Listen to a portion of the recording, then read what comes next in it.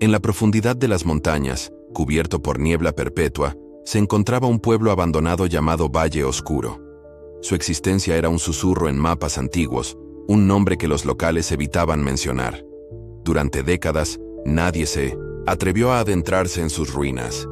Su reputación como lugar maldito era conocida en toda la región. Pero una noche, un grupo de investigadores decidió desafiar el miedo y descubrir la verdad enterrada entre sus escombros. El equipo estaba compuesto por 5 personas con diversos intereses y motivaciones. Luis Herrera, un periodista decidido a destapar los secretos oscuros del pueblo. Diana Morales, una historiadora obsesionada con los registros de antiguas tragedias. Sofía Vega, una fotógrafa con un gusto por lo macabro.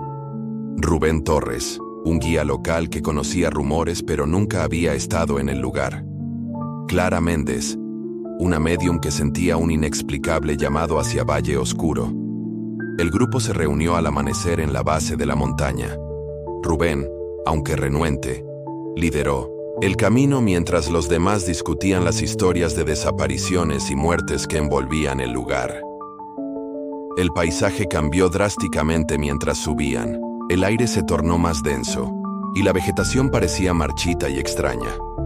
Al llegar a Valle Oscuro, el ambiente era opresivo. Las casas de madera estaban en ruinas, y las ventanas parecían ojos oscuros vigilantes. La iglesia, en el centro del pueblo, destacaba por su torre inclinada y su campanario que parecía haber sido tocado por el fuego. Sofía sacó su cámara, pero al mirar a través del objetivo, juró ver figuras moviéndose en las sombras. ¿Viste eso?, le preguntó a Diana, quien negó con la cabeza.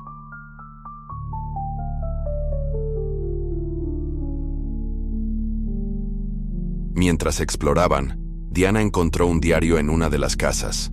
Era de una mujer llamada Isabela Rojas, quien narraba los eventos previos al abandono del pueblo. Según el diario, Valle Oscuro prosperaba hasta que un hombre misterioso, llamado Don Esteban, llegó ofreciendo riquezas a cambio de devoción. Don Esteban, según el relato, convenció a los habitantes de construir un altar en la iglesia, dedicado a una entidad conocida como la Sombra Benevolente. Prometió abundancia, pero lo que siguió fue una serie de desapariciones y muertes que sumieron al pueblo en el caos.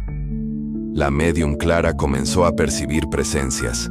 Escuchaba risas de niños y pasos en la iglesia abandonada.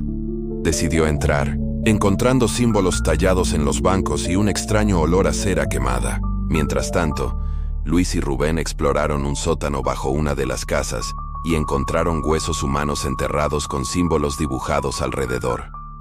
El grupo, perturbado, decidió reunirse para compartir sus descubrimientos. Fue entonces cuando Clara reveló que había sentido una fuerte presencia, como si algo o alguien los estuviera vigilando. Guiados por las palabras del diario y los grabados encontrados en la iglesia, el equipo llegó al altar. Estaba cubierto de velas derretidas y figuras hechas de ramas. Diana notó que las figuras tenían formas humanas y parecían ritualísticas. Al inspeccionar más de cerca, encontraron un compartimento oculto con un libro de cuero envejecido. El título, escrito en tinta roja, era La Devoción Eterna. Al leer fragmentos, descubrieron que los rituales realizados en el altar no solo buscaban abundancia, sino que involucraban sacrificios humanos. Las víctimas eran seleccionadas al azar y ofrecidas para alimentar a la sombra. A medida que investigaban más, los fenómenos paranormales se intensificaron. Clara entró en trance y comenzó a hablar en una voz que no era la suya. «Están aquí por nosotros, nunca nos dejaron descansar». Al mismo tiempo, las campanas de la iglesia comenzaron a sonar, aunque el campanario estaba vacío. Luis decidió grabar todo lo que sucedía, pero su cámara dejó de funcionar misteriosamente. Rubén, aterrorizado, insistió en que debían irse, pero algo bloqueaba el camino de regreso. Una densa niebla y sombras que parecían moverse como si tuvieran vida propia. El grupo decidió realizar un ritual de protección, utilizando símbolos del diario de Isabela. Clara lideró el ritual, pero al hacerlo, despertaron algo en el altar. Una figura oscura y amorfa, con ojos que ardían como brasas, se levantó entre las sombras. «Me han perturbado. Ahora ustedes también serán míos», dijo una voz gutural. La entidad comenzó a atacar al grupo. Luis fue arrastrado hacia las sombras, gritando mientras los demás intentaban salvarlo. Sofía, en un intento desesperado, arrojó el libro, La Devoción Eterna, al fuego del altar. La criatura gritó, y el pueblo comenzó a temblar como si estuviera vivo. Con el altar destruido, la entidad parecía debilitarse. Rubén encontró un camino oculto que llevaba fuera del pueblo, y el grupo corrió sin mirar atrás. Mientras lo hacían, escucharon voces y pasos detrás de ellos, como si los espíritus del pueblo los persiguieran. Al salir del bosque, la niebla se levantó, y el aire volvió a sentirse ligero.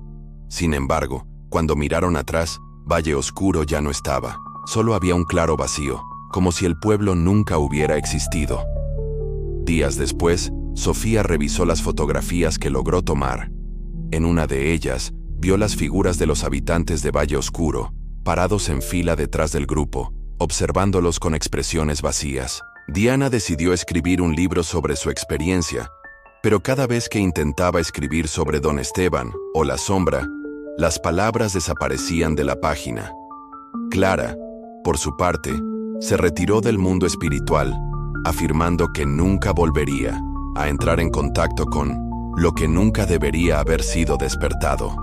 Aunque sobrevivieron, todos sabían que Valle Oscuro y sus secretos macabros nunca los dejarían en paz.